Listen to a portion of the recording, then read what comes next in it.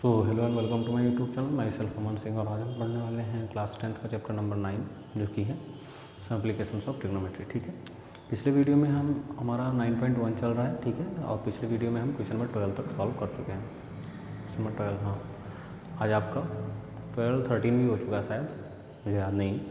2 question बचे हैं आपके, वो मैं अभी सॉल्व करा दूँगा जो कि 14, 15 होंगे। ठीक है, इसके बाद आपका ये यूनिट जो है पूरी तरह से ख़त्म हो जाएगा। एक एक क्वेश्चन, एक एक एग्जांपल्स, जितने भी कॉन्सेप्ट हैं, line of angle, line of site, angle of elevation, angle of depression, ये सभी मैं बता चुका हूँ। ठीक है, अब एक में 1 शॉट ले लूँगा इस पर। ठीक है, जिससे आपको एक पूरा चैप्टर जो है रिकैप हो जाए। उसके बाद हम जो है, ठीक है, तो चलिए शुरू करते हैं। क्वेश्चन नंबर 14 क्या कह रहा है, एक लड़की है जिसकी हाइट कितनी है 1.5 मीटर, 1.2 मीटर। ठीक है, तो ये मान लीजिए आपका ग्राउंड लेवल हो गया। क्या हो गया? ग्राउंड लेवल हो गया। यहाँ पे ये लड़की है जिसकी हाइट कितनी है, ये क्या है आपकी गर्ल, और इसकी हाइट कितनी है 1.2 मीटर। ठीक, फिर कह रहे हैं एक बलून है यहाँ पे उड़ रहा है, बनाने का प्रयास करता हूँ।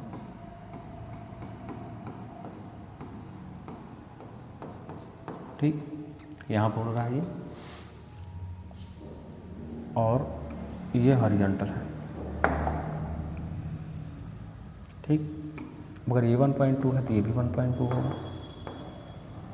दूसरी चीज़ क्या कह रहे हैं कि ये आपका ग्राउंड है। ठीक, क्या कह रहे हैं कि ग्राउंड से जो बलून है जहाँ पर उड़ रहा है, इसके बीच की डिस्टेंस कितनी है 88.2 मीटर।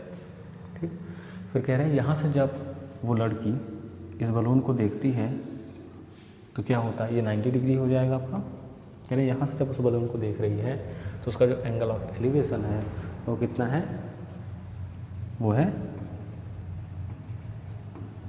30 डिग्री का।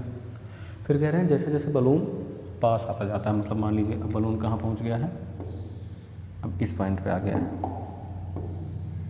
ठीक, तब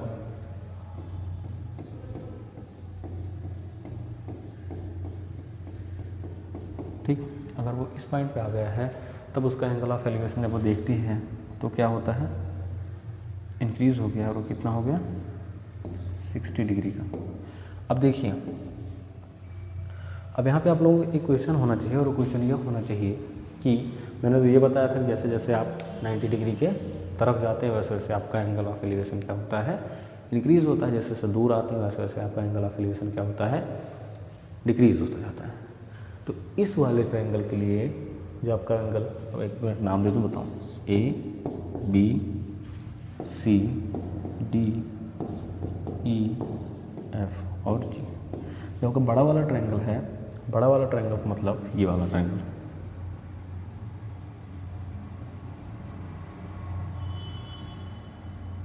ये वाला जो ट्रायंगल है, इसके लिए आपका ये 90 डिग्री है और ये वाला एंगल है 30 डिग्री। ठीक, अब जब 90 डिग्री ही पूरा शिफ्ट हो जा रहा है इधर, ठीक है, तो एंगल तो बढ़ देगा अपने आप ही, क्योंकि एक पॉइंट ऐसा आएगा कि 90 डिग्री आपका यहाँ आ गया तो एंगल और ऊपर चला जाएगा। मतलब अगर थोड़ी देर के लिए आप ये मानिए कि कोई चीज़ वहाँ पे उड़ रही है तो आप ऐसे देखेंगे, लेकिन अगर कोई चीज़ उड़ते उड़ते यहाँ गई तो कैसे देखेंगे, ऐसे ऐसे देखेंगे ना, फिर है ना। तो मतलब जो हमारा एंगल ऑफ एलिवेशन होगा वो इंक्रीज़ होगा। कोई चीज़ दूर है हम उस पर ऐसे देखते हैं, जैसे जैसे पास आते जाते ऐसे ऐसे हम देखते चले जाते हैं ऐसे। ठीक है, तो एंगल ऑफ एलिवेशन हमारा क्या हो रहा है, इंक्रीज़ हो रहा है। क्यों इंक्रीज़ हो रहा है, क्योंकि ये पूरा जो 90 डिग्री यही शिफ्ट होता चला आ रहा है हमारी तरफ। ठीक, अब यहाँ पे 2 ट्रायंगल बनेंगे, दोनों ट्रायंगल को हम सॉल्व करेंगे। तो पहला ट्रायंगल जो है हमारा,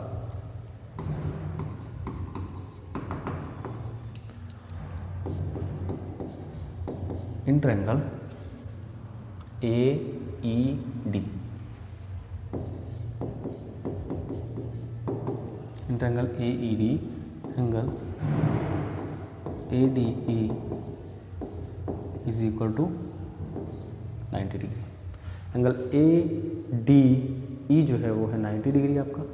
अगर एंगल ADE 90 डिग्री है तो यहाँ पे थीटा क्या हो जाएगा, थीटा हो जाएगा 30 डिग्री, क्योंकि उस ट्रायंगल में, angle A E D triangle में कौन सा एंगल एक्यूट एंगल है, वो है एंगल ई ए डी। ठीक है, अब देखिए आपका बेस क्या हो जाएगा, आपका बेस क्या हो जाएगा, जिस साइड पे आपका एंगल बना हुआ है वह होगा आपका बेस, यानी कि ए डी।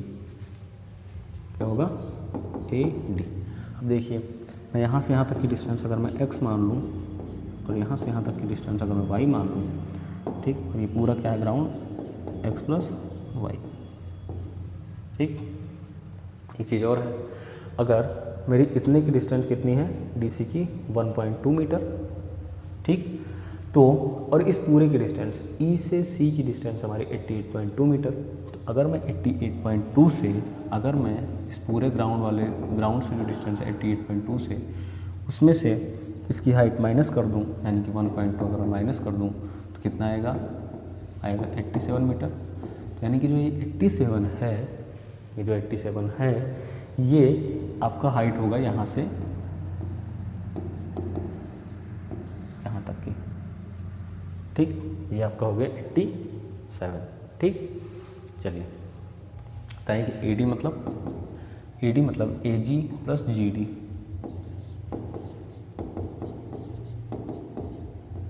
ठीक, AG की लेंथ कितनी है, AG मतलब x और GD मतलब y।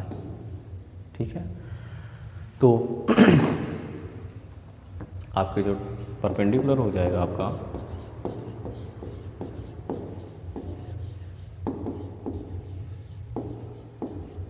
जो परपेंडिकुलर हो जाएगा वो क्या होगा, जिस एंगल की हम बात कर रहे हैं उसके जस्ट सामने वाली साइड, यानी कि ED।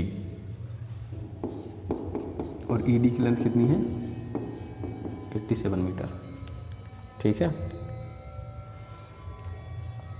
फिर परपेंडिकुलर और बेस की बात हो रही है, यानी कि tan थीटा। अब मैं लिखने वाला नहीं हूँ, PB/P/HB, इतना लिखवा दिया हूँ कि आपको याद हो जाना चाहिए। ठीक है, परपेंडिकुलर अपॉन बेस, परपेंडिकुलर मतलब ED और बेस मतलब AD। ED की लेंथ कितनी है, 87, और AD की x plus y. tan theta 30 degree is equal to 87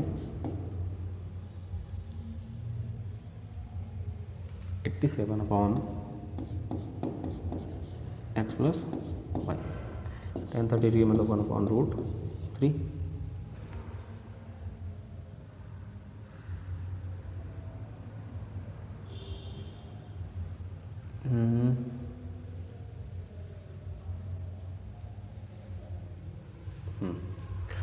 और ये क्या हो गया, 87 अपॉन x प्लस वाई। ठीक है, क्रॉस मल्टीप्लाई करेंगे तो यहाँ से क्या हो जाएगा, x plus y is equal to 87√3। ठीक है, ये हो गया आपका क्वेश्चन नंबर 1। अब आ जाते हैं दूसरे पे। हमारा दूसरा वाला ट्रायंगल है वो होगा FAG। In triangle FAG angle FGA is equal to 90 degree. अगर एंगल FGA 90 डिग्री हो गया तो आपका थीटा क्या हो जाएगा, थीटा हो जाएगा ये 60 डिग्री, यानी कि FAG। ठीक, आपका एंगल FGA कितना हो गया, 90 डिग्री। तो आपका एंगल FAG कौन सा एंगल, एंगल FAG आपका होगा कितना, 60 डिग्री, यानी कि थीटा। यही तो आपका एक्यूट एंगल है इस ट्रायंगल में। इस ट्रायंगल के लिए आपका बेस क्या हो जाएगा, जो 60 डिग्री है वो कौन सी साइड पे बना हुआ है, वो बना हुआ है AG साइड पर, यानी कि AG, और AG क्या है, x है। फिर आपका परपेंडिकुलर क्या हो जाएगा,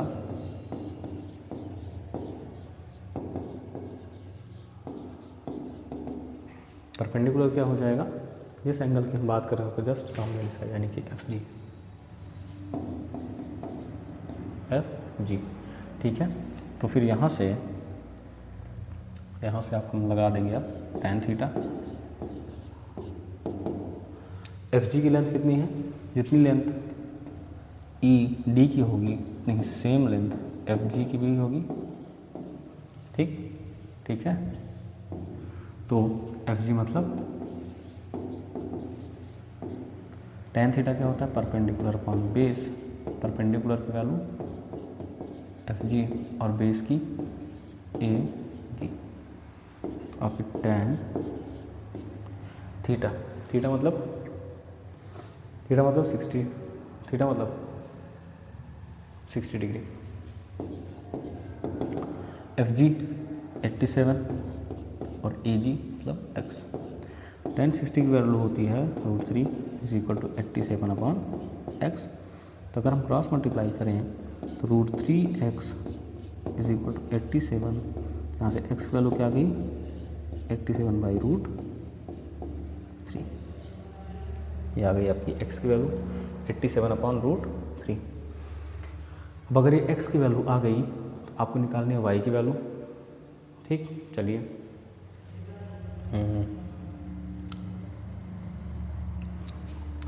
put the value of x in equation 1। x की वैल्यू आप इक्वेशन 1 में रखिए। इक्वेशन 1 क्या कहता है, x + y =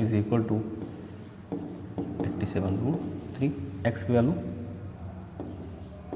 87/√3 + y = 87/√3। तो यहाँ से y की वैल्यू आएगी वो क्या आ जाएगी 87/√3 माइनस 87/√3।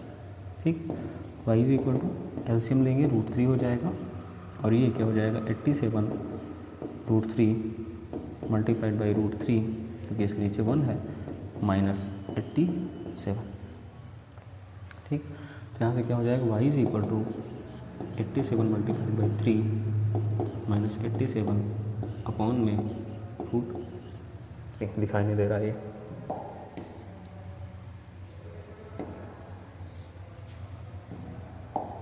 यहाँ से क्या हो जाएगा y = 87 मल्टीप्लाइड बाई 3 -87 अपॉन में √3। ठीक, अब देखिए √3 मल्टीप्लाई बाई √3 हो जाएगा 3। यहाँ पे √3 मल्टीप्लाई बाई √3 = 3। अब 87 मल्टीप्लाइड बाई 3 कितना होगा 87 मल्टीप्लाइड बाई 3, 3 7 जब 21। ठीक, और 3 8 जब 24, 24 + 25 26, 261 माइनस 87 अपॉन √3 = y। ठीक है, हमें मेन y ही फाइंड ही करना है क्योंकि क्वेश्चन में क्या कह रहा है, find the distance travelled by the balloon during the interval. यहाँ से यहाँ तक आने में उसने कितना डिस्टेंस ट्रेवल किया, तो उसने y डिस्टेंस ट्रेवल किया है, यानी कि y की वैल्यू ही फाइंड करनी है। ये कितना हो जाएगा 11 - 7 4। ठीक, 5 - 8 यानी 15 - 8 7, यहाँ पे कितना होगा 2 1। ठीक है, 1 अपॉन में √3। ठीक, तो हम क्या करेंगे, अब हम इसको करेंगे रेशनलाइज। क्या करेंगे, हम इसको करेंगे रेशनलाइज। अगर हम इसको रेशनलाइज करते हैं, माइनस सही हुआ है 261 - 87, 11 5 4 4 15 7 8 1, सही तो है 124। ठीक है, अब रेशनलाइज करते हैं तो हम √3 से ऊपर मल्टीप्लाई कर देंगे और √3 से नीचे भी = y आ गया हमारा। ठीक, अब रेशनल में ये होता है जो हमारा डिनोमिनेटर होता है वो कभी भी रेशनल नंबर नहीं, सॉरी इरेशनल नंबर नहीं होना चाहिए। अब यहाँ से क्या हो गया 174 √3 अपॉन में √3 मल्टीप्लाई बाई √3 = 3 = y। कैंसिल करते हैं, 3 5 जा 15, 2 17 24, 3 8 जा 24 यानी 58√3। आंसर क्या आ गया आपका 58√3 मीटर = y, यानी कि इस दौरान उसने 58√3 मीटर का डिस्टेंस ट्रैवल किया।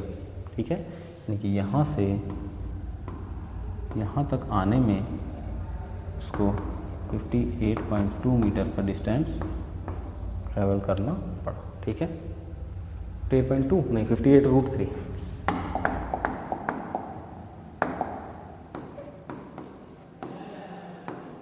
ठीक, इसको आप सॉल्व कर लीजिए। फिर आते हैं अपने अगले यानी कि लास्ट क्वेश्चन पर, जो कि है क्वेश्चन नंबर 15। ठीक है, क्वेश्चन 15 पर आते हैं हम।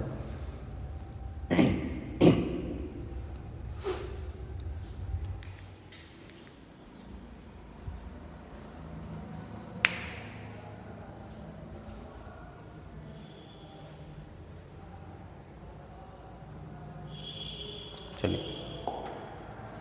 ये है आपका लास्ट क्वेश्चन। लास्ट क्वेश्चन क्या कह रहा है आपका?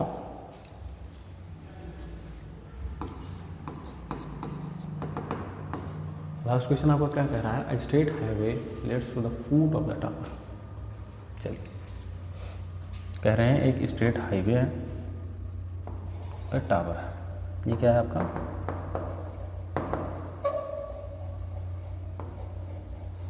हाईवे है और ये है आपका टावर। फिर क्या कह रहे हैं? A man standing at the top of the tower observe a car eight an angle of depression अच्छा ऑफ 30 डिग्री। कह रहे हैं कि एक आदमी यहाँ पे खड़ा हुआ है और ये जो कार चला रहा है, जो कार जा रही है, इसको ऑब्जर्व करता है, एंगल ऑफ डिप्रेशन बनाता है। यानी कितने डिग्री का एंगल ऑफ डिप्रेशन बना रहा है वो? 30 डिग्री का। फिर क्या कह रहे हैं? Which is approaching to the foot of the tower. Approaching मतलब ये जो है, यहाँ पे क्या है? कार है। ये क्या है? आपका कार है और अप्रोच कर रहे हैं, मतलब इधर की तरफ वो जा रही है और एक ऐसा टाइम आएगा जब वो टावर के पास पहुँच जाएगी। ठीक है, अप्रोचिंग टू द टावर। फिर क्या कह रहे हैं? With a uniform speed 6 seconds later. Time कितना बता रहे हैं?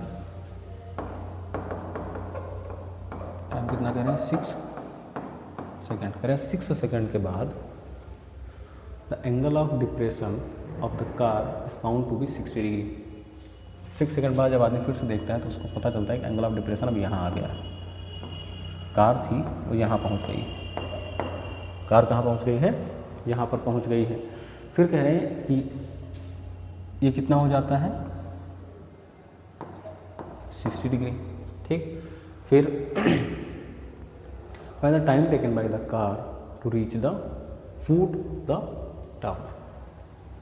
कह रहे हैं ये टाइम बताओ हमें, क्या बताना है कि हमें ये टाइम बताओ जब ये जो कार है ये यहाँ पर पहुँच जाए। ये हो गई आपकी A, B, C, D और ये E। तो यानी कि बता रहे हैं कि टाइम बताओ जब ये जो कार है ये BC मतलब यहाँ पर पहुँच जाए, इस टावर के फुट के पास। तो हम क्या करते हैं कि हम मान लेते हैं उसका जो टाइम है, सॉरी हाँ टाइम है वो क्या है? x है। जो टाइम हम मान ले रहे हैं यहाँ से यहाँ तक पहुँचने का कितना है? t second. t सेकेंड में मान ले रहे हैं कि ये यहाँ तक पहुँच जाएगी। अब इसको सॉल्व कैसे करेंगे? अब देखिए, सबसे पहले यहाँ पे 2 ट्रायंगल बन रहे हैं। ट्रायंगल छोड़िए, सबसे पहले इसमें एंगल ऑफ डिप्रेशन दिया हुआ है, उसको आप एंगल ऑफ एलिवेशन में चेंज करिए। एंगल ऑफ एलिवेशन में कैसे चेंज करेंगे? हमेशा ही एंगल ऑफ डिप्रेशन, हम जितने भी क्वेश्चन होंगे उसको पहले हम एंगल ऑफ एलिवेशन में चेंज करेंगे, उसके बाद हम सॉल्व करेंगे। एंगल ऑफ डिप्रेशन में कोई भी क्वेश्चन सॉल्व नहीं होता है।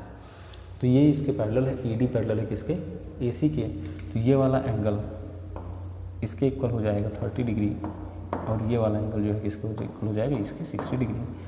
यहाँ से यहाँ तक की डिस्टेंस, यहाँ से देखिए, यहाँ से यहाँ तक की डिस्टेंस की टाइम क्या दिए हैं? 6 सेकेंड्स। ठीक है, और कुछ दिए हैं? नहीं, और कुछ नहीं दिए। ठीक है, तो यहाँ से यहाँ तक की डिस्टेंस जो है वो है 6 सेंटीमीटर। 6 सेकेंड डिस्टेंस नहीं, टाइम। अब यहाँ से डिस्टेंस इज इक्वल टू क्या होता है? Speed into time. तो यहाँ से यहाँ तक आने में उसको कितना यूनिफॉर्म स्पीड में, देखिए यहाँ पे क्या कह दिए स्पीड क्या है, यूनिफॉर्म है। यूनिफॉर्म मतलब कि स्पीड का फ्लक्चुएशन नहीं हो रहा है। फ्लक्चुएशन नहीं हो रहा है मतलब अगर ये यहाँ से शुरू किया है और यहाँ से चल रहा है, तो अगर 40 किलोमीटर पर आवर की स्पीड से चल रहा है तो 40 किलोमीटर की स्पीड से ही चलेगा। अगर 50 से चल रहा है 50 से ही चलेगा। अगर 90 से चल रहा है तो 90 से ही चलेगा। यानी कि स्पीड यहाँ से यहाँ तक के लिए भी और यहाँ से यहाँ तक के लिए भी क्या होगी, सेम होगी।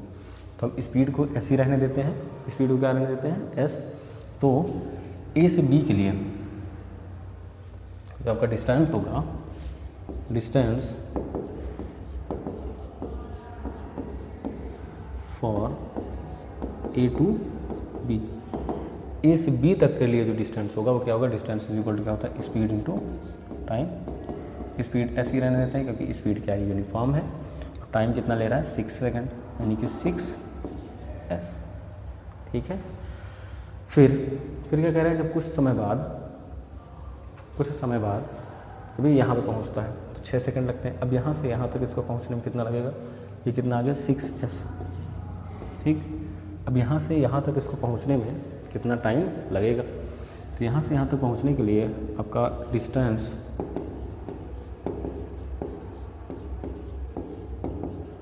फ्रॉम B to C,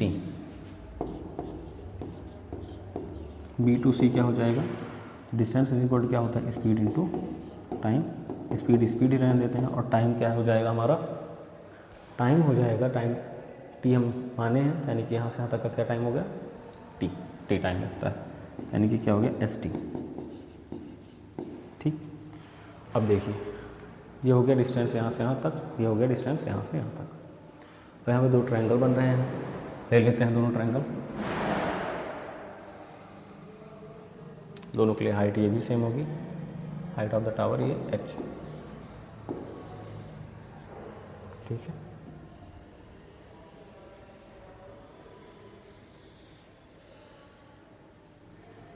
ठीक, चलिए अब दो ट्रायंगल लेते हैं। पहला वाला ट्रायंगल हमारा हो गया एंगल DBC।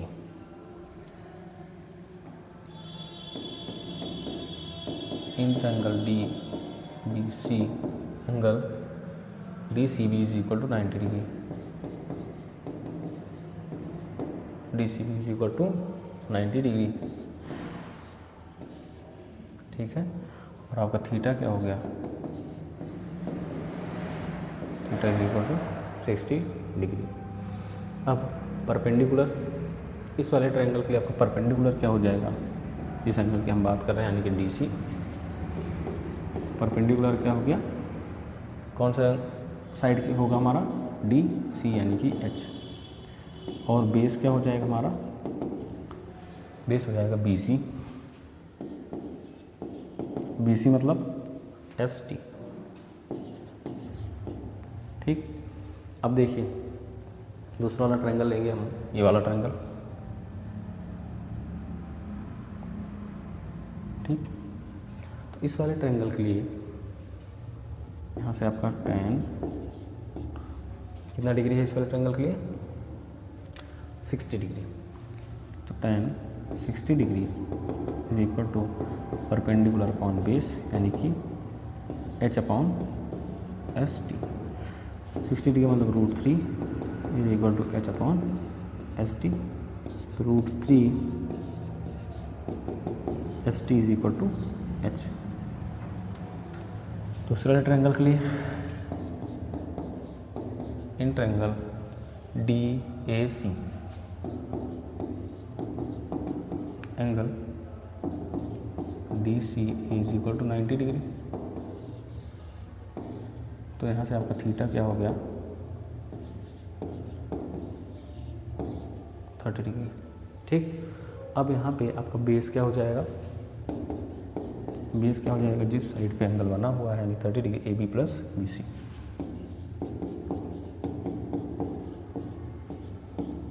AB मतलब 6। ठीक, 6s। ठीक है। और BC मतलब ST। यहाँ से S कॉमन कर लिया, 6 + T। ठीक। ठीक है। अब देखिए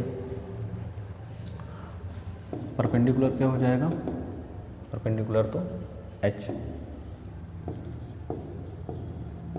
tan 30 डिग्री क्या हो गया आपका, परपेंडिकुलर अपॉन बेस, परपेंडिकुलर मतलब h अपॉन बेस मतलब s bracket 6 plus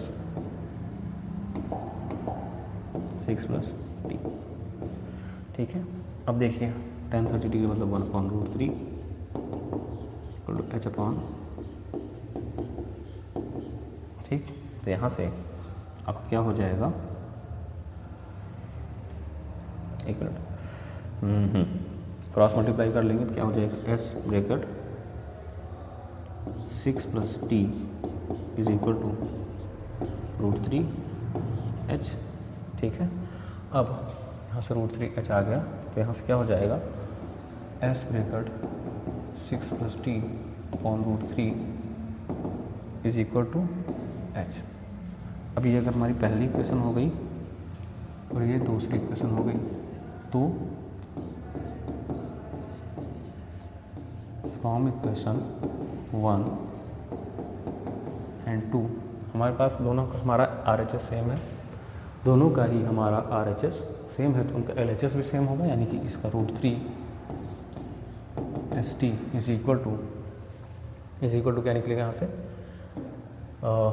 s bracket 6 plus t upon √3। ठीक, अब क्रॉस मल्टीप्लाई कर लें तो √3 मल्टीप्लाइड बाई ये वाला √3 मल्टीप्लाइड बाई ST पहले से जो था is equal to s bracket 6 plus t। अब s से s कैंसिल होगा, क्यों, क्योंकि दो कह रहा है कि वेलोसिटी कैसी है, यूनिफॉर्म है, स्पीड कैसी है, यूनिफॉर्म है, मतलब थ्रू आउट द इक्वेशन आपकी जो वेलोसिटी यानी कि स्पीड क्या है, सेम है। तो यहाँ से क्या बचा, √3 मल्टीप्लाइड बाई √3 हो गया 3 और यहाँ पे t is equal to 6 plus t, 3t, ठीक है, 3t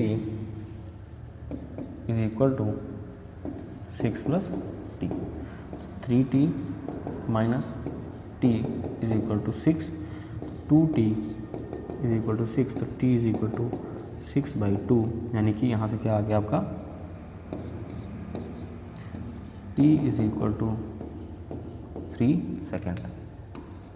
ये आपको फाइंड करना था, कितना टाइम लगेगा उसको B से C जाने में, तो B से C जाने में कितना डिस्टेंस, फाइंड द टाइम, अच्छा टाइम कितना लगेगा B से C जाने में, तो B से C जाने में हमें टाइम लगेगा t, from B to C time taken is equal to t second, ये कितना है 3 सेकेंड। ठीक है, ये हो गया भैया आपका यूनिट खत्म। ठीक, अब क्या करना है, हमें कुछ नहीं करना है, अब इसको आप अच्छे से करेंगे रिवाइज और मैं आपको कराऊंगा इसका रिकैप। ठीक है, मतलब हो सकता है आज या कल मैं जो है उसका रिकैप करा दूँ। ठीक है, और जहाँ तक मैं कोशिश यही करूँगा कि आज ही करा दूँ। 1 घंटे का या लगभग 1 घंटे 10 मिनट का पूरा वन शॉट होगा। इसमें आपको हर एक जो मतलब बेसिक चीज़ें होती है, बेसिक टू एडवांस जितनी भी चीज़ें होती हैं, हर चीज़ में आपको इसमें समझाऊंगा। ठीक है, चलिए भैया सॉल्व कर लीजिएगा। Thank you.